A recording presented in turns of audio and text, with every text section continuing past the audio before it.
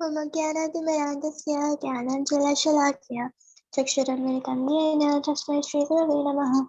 नमः विष्णुपादाय कृष्णप्रेष्ठाय भूतले श्रीमते भक्तिवेदान्त स्वामिनिति नामिने नमस्ते सरस्वती देवे गौरवाणी प्रसादिने निर्विशेष शून्यवादी पाश्चात्यवेशधारिणे जय श्री कृष्ण चैतन्य प्रभु नित्यानंद श्री अद्वैत गदाधर श्रीवासादि गौरभक्तवृंद हरे Krishna Krishna Krishna Hare Hare Hare Ram Ram Ram Hare Hare.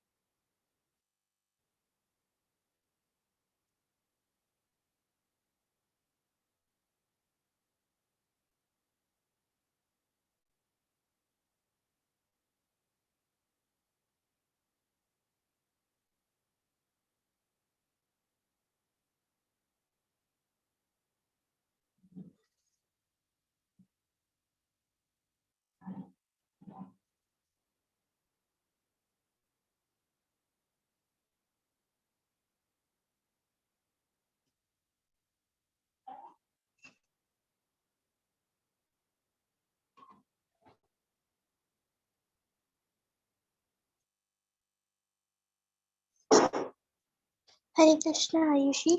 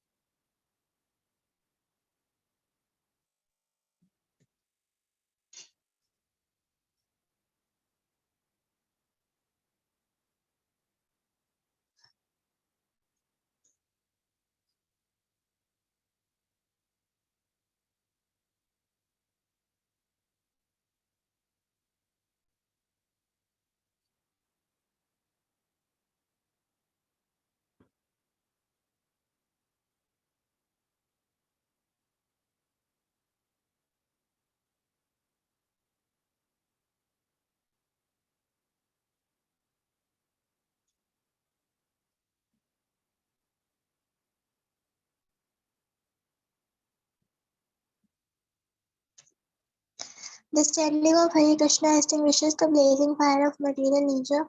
This is also the purport to the following prayer, to the spiritual master. Samsara dava nalanta yoga pranaya karunya ganaganatam katasya kalana gunarnavasya vande guru shri charanarvindam. The spiritual master is receiving benediction from the ocean of mercy, just as the cloud pours water on the forest fire to extinguish it. So the spiritual master extinguishes the blazing fire of material existence. I offer my respectful obeisances unto the lotus feet of my spiritual master. This material world is compared to a forest fire which takes place automatically. No one wants a forest fire, but there is often lightning or carelessness or friction or whatever, and the fire immediately takes place.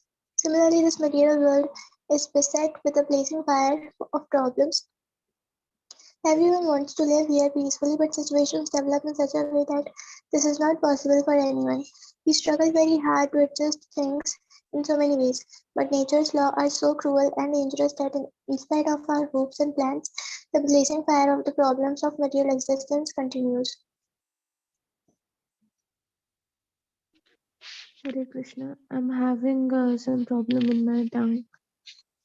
Okay, So I'll read. because mm, In this century, for instance, we have attempted to put out the fire of war, but it has not been possible. There was a First World War, and then a League of Nations was formed to try to prevent a second, but despite their attempts, a second took place. Now, a United Nations has been constructed to help end war, but war is going on in Vietnam, in Egypt, in Pakistan, and other places. No one wants a third world war, but it seems imminent. It is not possible to send a fire brigade, a few men with buckets of water to extinguish a great fire in the forest. To extinguish a roaring forest fire, there must be volumes of water. In other words, there must be an arrangement. There must be an arrangement that is beyond human endeavor. And there is a merciful cloud over the forest fire. The clouds burst, rain pours down in torrents, and the blazing fire is immediately extinguished. As the cloud collects water from the ocean, similarly, the special master collects water from the Krishna's ocean of mercy and pours it over the blazing fire of material existence. Thus, one who bestows or distributes the merciful rain of Krishna is called a spiritual master or guru.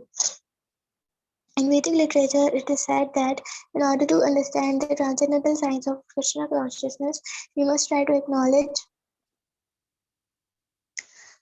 how to extinguish this blazing fire of problems. Scientists, philosophers, and other educated men are trying very hard to extinguish it, but the result seems to be bigger and bigger bombs. The Karmis or frugal laborers are working with heart and soul day and night to extinguish the fire or to diminish the miserable condition of material existence by dint of hard labor. The Gyanis or the philosophers are also trying, but they have become disgusted and so proclaim this world is false. Thinking this, they try to merge into the spiritual existence of the Supreme and in this way extinguish the fire. This is like the jackal who tries to pick up some grains from a vine and when he fails, says, "Oh, these grapes are sour anyway." The yogis or meditators try to gain superior mystic power by becoming greater than the greatest, smaller than the smallest, lighter than the lightest, and heavier than the heaviest. But this is just so much child's play. With any material body, whether it be great or small, light or heavy, the problems of material existence still remain. In this way, one may progress from one stage to another, coming from the stage of karmi or fruited laborer to the stage of jnani or philosopher to the stage of yogi or meditator. But in any case, one finally has to come to the platform of bhakti or devotional service. This is the real evolutionary process. It is indicated in the Bhagavad Gita in this way. Maunam Janmanamante Jnanam Mam Prapadyate Vasudeva Sarvamiti Samatma Sudurlabha. After many births and deaths, he who is actually in knowledge surrenders unto me, knowing me to the cause of all causes, and all that is such a great soul is very rare. Surrender to Krishna is the point. That is the aim of life. And the Bhaktas, intelligent men of the world, take to this stage immediately. Therefore, Krishna says that they are wise men. If after many births one has to come to this point of surrender, then why not immediately? The blazing fire of material nature is supervised by Durga. Often she is portrayed with weapons in her hands. She has 10 hands and each hand holds different types of weapons. This indicates that she is ruling all 10 directions of this universe. She wields the different weapons to chastise the demons. There is one famous picture of a demon struggling with a lion, and the goddess Durga is pulling the demon's hair and pushing her trident against her chest. If we study this picture, we can determine that we are the demon, and that the trident is the threefold miseries of material existence, from which we are always suffering. Some miseries are inflicted by other living entities, some are inflicted by the natural disaster, some are inflicted by the mind and body themselves. In one way or other, we are always struggling against these three types of miseries. No one is in the material creation can say that he is free from them. The tyrant of this material nature is pressed against everyone's chest, and because of this, pure happiness within this material world is not possible. You may try to satisfy Mother Durga by worshipping her or by giving some bribe, but but Durga is not so easily bribed. Therefore, we should know that our aim of life should be to understand the Supreme Personality of Godhead. We should make every arrangement social, political, philosophical, or religious, but the aim should be to approach the Supreme Person. In the Vedas, it is stated that the learned, advanced people, the demigods of the creation, simply took the lotus feet of Krishna. The aim should be the same within the human civilization. We look to Krishna's lotus feet, all religious, social, or political endeavors will fail. Without looking to Krishna's lotus feet, all religious, social, and political endeavors will fail. It is not possible to make a progress as long as our desires are anchored in the material world. In this regard, there is a story of a bridegroom's party who had got to who had to go to the bride's house down the river. It was settled that they would be starting at night by boat and reach the destination early in the morning. Therefore, the night after supper, the jubilant party got aboard, made themselves comfortable, and instructed the boatmen to start. Since all the members of the party were seated comfortably, and since the river breeze was very pleasant, they slept soundly that night. In the morning, they got up early, but to their astonishment, they saw that the boat had not moved an inch toward the destination, even though the boatmen had rowed vigorously all night long. Finally, after inquiring, they found that despite the boatmen's rowing, the boat had not moved because they had failed to raise the anchor. The marriage ceremony was thus spoiled because of a foolish mistake.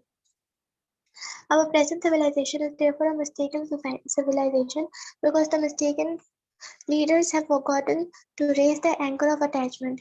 Instead, the anchor is being more and more firmly fixed because they have structured the social order on the basis of sense gratification.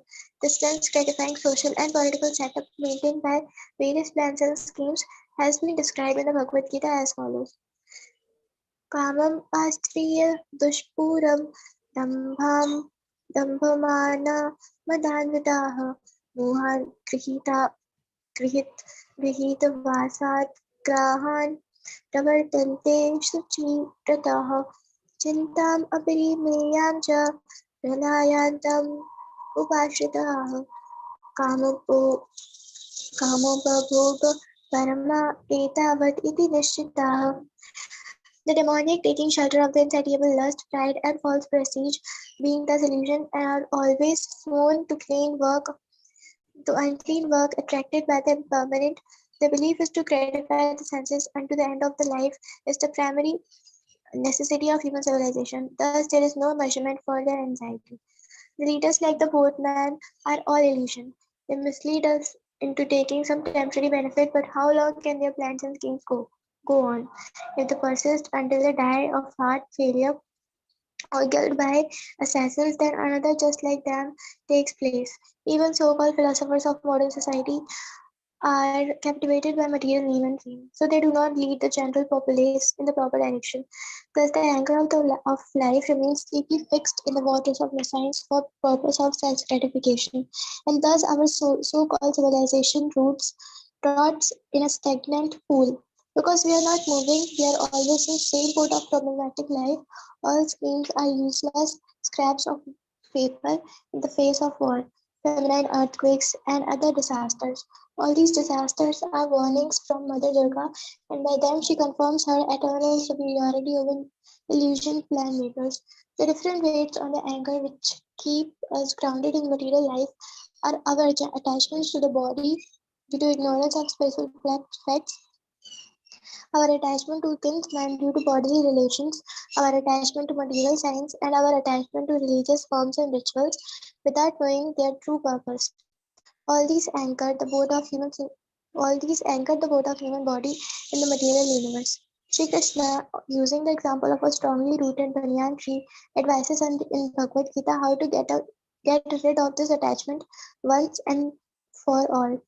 न रूपम् अस्येह तथोपलभ्यते नान्तो न चादिर्न च सम्प्रतिष्ठा अश्वत्थम् एनं सुविरूढमूलम् आशङ्गशास्त्रेण दृढेन चित्वा तदा पदं तत्परिमार्गितव्यम् यस्मिन् गता न निर्वर्तन्ति भूयः तम् एव चाद्यं पुरुषं प्रपद्ये यतः प्रवृत्तिः प्रसृता पुराणी. The real form of this tree cannot be perceived in this world. No one can understand where it ends, where it begins, or where its foundation is. This banyan tree must be cut with determination by the weapon of detachment. Thereafter, one must seek that situation from which, having gone, one never comes back. One must surrender to that Supreme Personality of Godhead, from whom everything has begun and is extending since time immemorial. The personality of Godhead, who is fully cognizant of everything in His creation, informs us in our best interest that we must desire to get rid of this material existence. We must detach ourselves from everything material. To make the best use of that bargain, our material existence should be 100% spiritualized by constant association with Krishna's message, His devotees, and His names. Therefore, everyone who ordinarily engages in material affairs can derive the highest benefit from this Krishna consciousness movement. All kinds of spiritual endeavors, more or less tinged with material contamination. However, pure devotional service is transcendental to all pollution. We need not artificially adopt principles of materialism. We need only fix our minds on the lotus feet of the Supreme Lord, the personality of Godhead Sri Krishna. Taking to Krishna consciousness. In India, all scriptures and great spiritual teachers, including Shankaracharya and impersonalists, accept Krishna as the Supreme Personality of Godhead. In the beginning of his commentary on the Bhagavad Gita, Shankaracharya says that Narayan is transcendental to this manifested and unmanifested creation, and in the same commentary he says that the Supreme Personality of Godhead Narayan is Krishna, appearing as the son of Devaki and Vasudeva. Thus, in this respect, there is little difference of opinion about Krishna. Those who are authorities, be they personalist or impersonalist, are in agreement that Krishna is the Supreme Lord. When Krishna was present on this planet, he proved by his activities and opulence that he is the Supreme Lord. If we are always anxious, actually anxious to understand who and what the Supreme Lord is, all of the information is given in the Vedic literatures. If we utilize whatever we have in our possession to understand God, Krishna will prove that he is the Supreme Personality of Godhead. If we but accept this one fact that all of our education is complete. It is fashionable to research to try to find out who is God, but this is not necessary. God is present and He Himself says, Mata parataram nanyat kinchit asti dhananjaya mahi sarvam idam prutam sutre managana iva. O conqueror of wealth, Arjuna, there is no truth superior to me. Everything rests upon me as pearls are strung on a thread.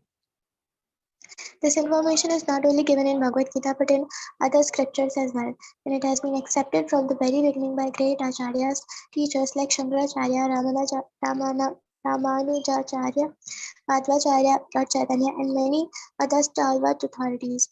Even at the present moment, those who do not accept Krishna as the Supreme Lord are accepting the knowledge given by Krishna to Arjuna. So, in this way, they are accepting Krishna indirectly. If one accepts Bhagavad Gita as a great book of knowledge, he is also accepting Krishna. There is no doubt that the Supreme Absolute Truth is Krishna, and that we have our eternal relationship with Him. Our eternal relationship with God is Sabhajana. God is great and we are subordinate. He is the predominator and we are predominated. The duty of the subordinate is to please the predominator. Similarly, if you want to be happy, we must learn how to make Krishna happy. This is the process of Krishna consciousness. But how is to be understood that the Supreme Lord is satisfied by our service and labor? It is actually possible to perfect our service or occupational duty. Everyone has some service to perform according to his designations. He may be an Indian or American, Hindu, Muslim, or Christian man, woman, Brahman, Kshatriya, Vaishya, Shudra, or whatever. In any case, he is meant to do some sort of work, and that work is his occupational duty. Perfection of duty can be tested by seeing whether the Supreme Lord is satisfied by its execution. The Supreme Lord's satisfaction can be tested by the Lord's representative, the spiritual master. Therefore, it is important to seek out a real representative of the Supreme Personality of Godhead and work under him. If he is satisfied, then we should know that the Supreme Lord is also satisfied. That is explained by Vishwanath Chakravarti Thakur. Yasya prasadat bhagavat prasado Yasya prasadat nagati kutopi Yayastu vamstasya yasya presanam Vande Guru Shri Charana Ravindam. By the mercy of the Supreme Personality of God, at the mercy of the spiritual master, one is benedicted by the mercy of Krishna. Without the grace of the spiritual master, no one can make any advancement. Therefore, I should always remember the spiritual master. At least 3 times a day, I should offer my respectful obeisances unto the lotus feet of my spiritual master. The spiritual master is a representative of the Supreme Lord. How does he become the representative? If one says that such and such an object is a pair of spectacles, and if he teaches his disciple in that way, there is no mistake as to identity of the object. The spiritual master is he who has captured the words of the particular disciplic succession. In this case, the key word is spectacles. That's all. The spiritual master does not have to say anything beyond that. This is the qualification. Krishna says, I am the Supreme. When the spiritual master says Krishna is the Supreme, it is not that to be a representative of Krishna or to be a spiritual master whereas to have any extraordinary qualification. He simply has to carry the message from the authority as it is without any personal interpretation. As soon as there is some personal interpretation, the message is lost and the instructions become offensive. A person who interprets the scriptures according to his own vibes should be immediately rejected. Once Lord Chaitanya Mahaprabhu said, you must at least have enough sense to test to find out who is a spiritual master and who is not. For instance, if we want to purchase something, we must at least have some idea of what that thing is. Otherwise, we will be cheated. If we want to purchase a mango from the market, we must at least know what type of food a mango is and what it looks like. Similarly, we must have preliminary knowledge of the qualifications of a qualified spiritual master. Bhagavad Gita itself gives some information about the succession of spiritual masters.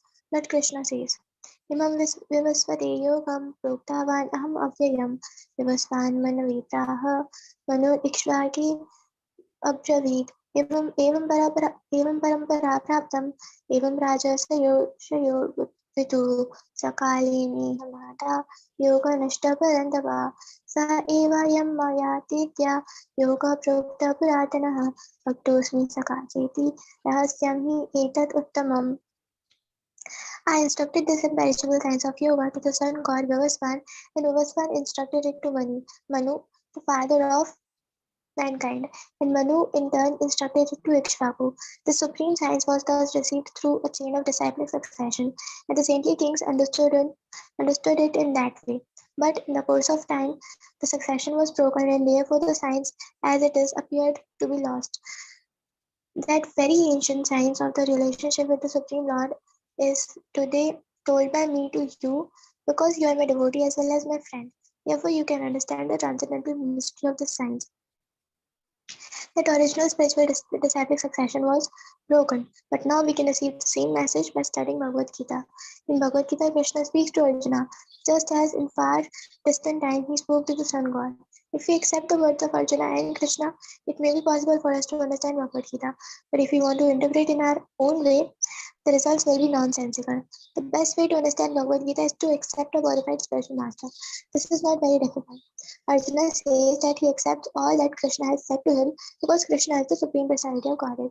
Nashtu moha smritirlabdha tvatprasadanmayachata sitosmi kata sandeha karishye vachanam tava. Arjuna said, my dear Krishna, O infallible one, my illusion is now gone. I have regained my memory by your mercy, and now I am fixed without any doubt, prepared to act according to your instructions. As Arjuna, we should accept Krishna as the supreme personality of Godhead and do as he says. Yat karosi, yat ashnasi, yat juhusi, tatasi, yat tapasyasi kaunteya, tat kurushva madarpanam. O son of Kunti, all that you do, all that you eat, all that you offer and give away, as well as all austerities that you may perform, should be done as an offering unto me. By accepting Krishna in this spirit, we can attain complete knowledge.